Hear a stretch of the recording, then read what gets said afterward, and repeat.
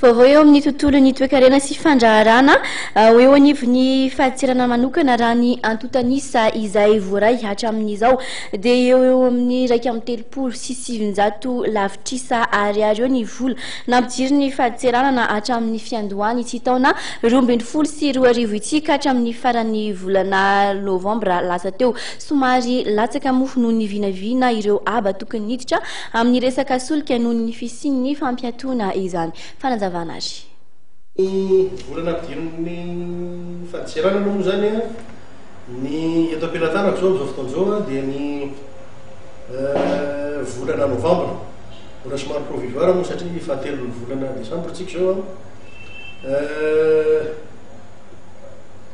sivy amby telopolo sy 700 lavitrisa ariary 939,1 milliard ny volana ampidirinay hatramin'izao raha toka sivy sy arivo faingo fito lavitrisa ariary na 1009,7 ariary ny prévision.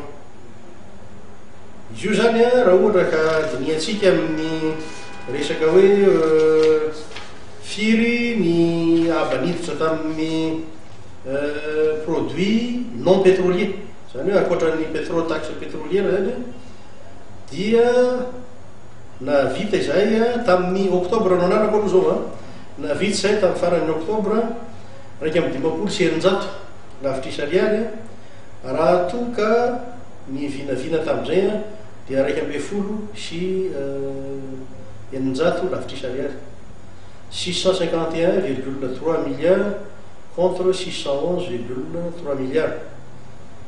Raha tondraika ny taxe sur les produits pétroliers dia 215,7 milliards 10,10 solonjato lavitrisa ariary raha toka ny vinavina 8 sy 300 lavitrisa ariary.